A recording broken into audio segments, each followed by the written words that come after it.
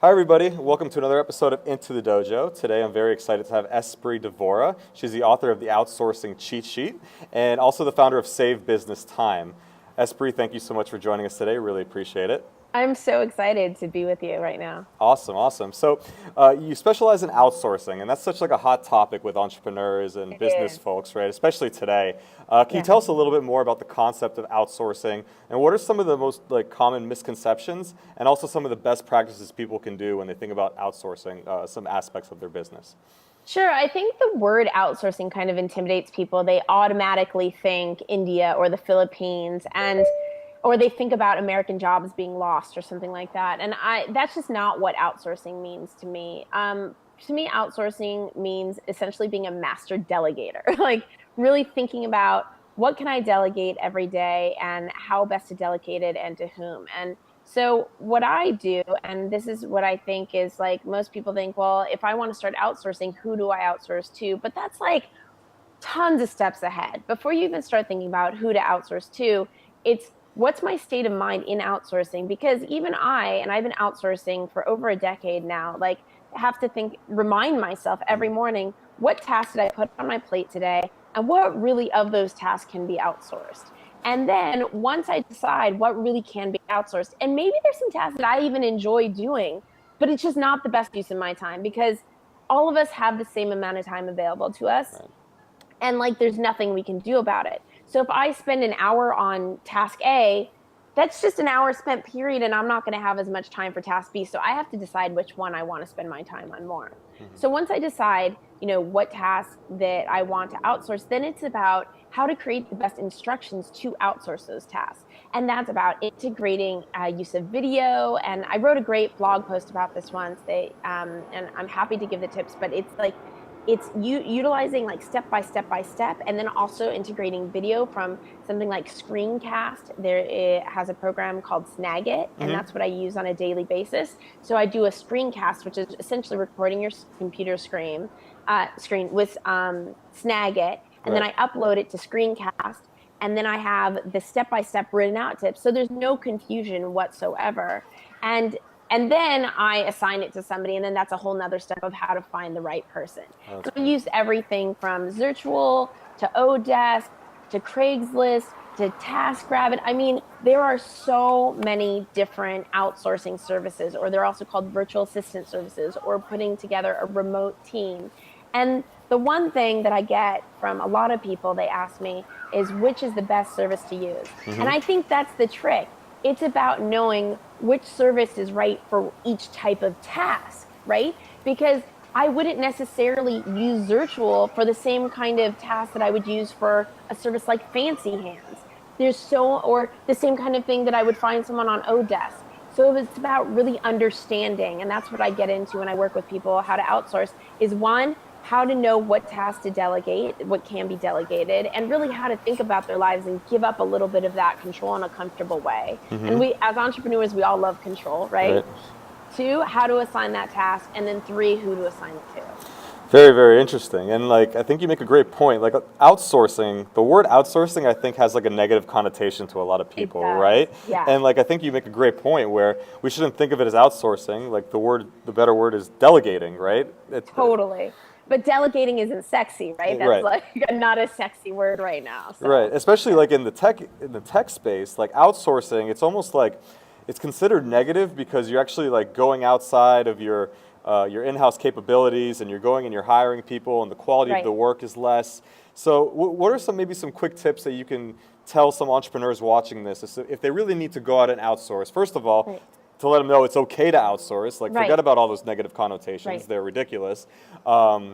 Outsourcing, first of all, for a lot of people, it's a great way to start the business, not necessarily to Totally. take the product to market, but at least to like Totally. get some initial feedback, just Totally. Some cost-effective people things. can't Yeah, afford to start their team. I mean, how do you even get to the place in your right. company where you could hire a ton of full-time in-house employees if you don't start somewhere in your You pre-revenue? can't. That's You like need a step D, budget. Yeah. right? That's step Yeah. D. You got to get to step B, Totally. step C, and Totally. like So in so. order to be that job provider, outsourcing is a great resource. And Yeah. just to clarify, outsourcing does not mean outsourcing to Philippines or India. I do have a Exactly. team in the Philippines. I have a team in India. I also have a team in the States. I also have a team in India, all on a budget. It's all economical when you deal with it in the way of outsourcing. If you go and present a traditional full-time job, they're going to expect benefits and Right.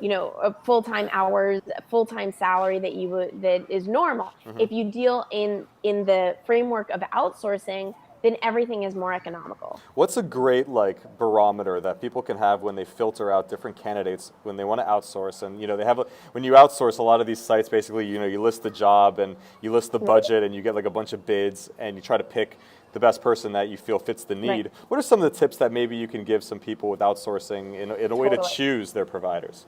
Totally. Yeah. So I actually do. I don't know if everybody's familiar with A/B split testing with websites, Sure. but I split test contractors. That's So awesome. I'll actually, because it's so affordable, like let's use Fiverr for example, right? And let's say I'm looking for an article writer. It's $5. It's $5. So I'll hire 5 different article writers. I'll give them the exact same assignment, same topic. All the instructions are exactly the same. And then I'll, weed out which article is the most quality, and then I'll know who to hire again and again. Definitely. So A/B testing would be a great Oh, way to go about it. I love it because it's affordable enough to be able to do that. And it's not like you're hiring someone full time for the most part. If you wanted to hire someone full time, that's completely fine too. And there's ways to negotiate contracts once they've proven themselves to you. The one outsourcing company that I think is great looking for full time contractors would be staff.com. Staff.com. Staff.com specializes in a full time outsource team. Okay, very interesting. But most of these sites work on like per project or Right. very short term, temporary kind of thing. And there are a lot of really great options that have sprung on. I know you mentioned Fancy Hands is one of them. I've used Yeah. Fancy Hands, and I'm a big fan of their service. And And they have a great mobile app. right, so like Yeah. outsourcing is not just like those traditional concepts of like you have a logo, you want that designed, you try to outsource bids. I Yeah. mean, it can go anywhere, like you said, from assistance to like database mining, Totally. to booking you the travel plans, the restaurants when you're out Totally. on a business trip. There are and especially I don't know if you agree or disagree with this, but like this kind of trend of the collaborative sharing economy has helped, I guess, spring up a lot of people that can be outsourcers themselves because they have Totally. spare time on their hands and they can help with specific tasks. So at the end of the day, our neighbors, people that we know, are becoming outsourcers themselves to pick up extra income. Would you say that's a correct Completely. assumption? I mean, look at Hire My Mom. Perfect example. Hire My Mom is an outsourcing company, essentially. You take away the stigma of it's Philippines and India, it's not. Right. Hire My Mom has a lot of moms in the States and in Canada, and they're moms. That's awesome. I never heard of that site before. Hire My Mom. That's awesome. Yeah. So you're such a huge proponent of outsourcing, in fact, that you've written about outsourcing your love life. Yes. Can you tell our viewers a little bit more about that and how that came about? So I hate online dating. I think Okay. as most of us do. It takes up a lot of time to chit chat back and forth with random strangers, and I kind of just want to get to the date part. Right. I also don't like to pre-qualify people. I don't like to look at people's pictures and decide whether they're worth it or not. So I actually outsource my love life, and my assistant and I blog about it on outsourceyourlovelife.com. We do it. We blog about it because it's interesting and for fun. Right. Really, there's like no end goal to it, but I just find it fascinating to see her perspective and mine. There's different things I'm trying to do to outsource my love life. For instance, next week I'll be outsourcing my love life to a Facebook ad. I What? created a site specifically for this Facebook ad to Wow. outsource my love life and see how that goes. And so, yeah, my assistant sets up, but she goes on Match.com and OkCupid on my account. She doesn't pretend to be anybody else. She says, I found you for my boss. I think you'd be great match. And she sets up the date, and I meet the guy. It's a blind date for me. I know nothing about him, and I've been doing that for a while. And I've had both good and bad dates. There was one guy that I met that I fancied, and unfortunately it didn't work out. But it's been going really great. And I think one thing that somebody said to me, they were like, you shouldn't be in such a rush for love. I don't think it's about being in a rush for love whatsoever, because I know I'm not in a rush and I'm really content with my life. It's about thinking outside the box and how we do things. And that's what outsourcing is. I'm outsourcing my love life because why do the same thing that everybody does? Have fun with life. Same thing in growing a business. Have fun with how you grow your business. Have fun with exploring on these different ways to put together a team and how to get the work done. It doesn't have to, there's not one book out there that is going to give you the right and wrong way. I used to think that. And then what I realized is that we all need to create our own story. It's really important that we realize that we have the answers within ourselves. We need to create our own story. And it's just a matter of discovering the resources available to us in order to create that story. That's awesome. That's such great advice. Such great advice. So you have a profile on LiveNinja. People can book a session with you and get some one-on-one time with you. What are some of the things that you can help them with, and what can they expect after a session with you on LiveNinja?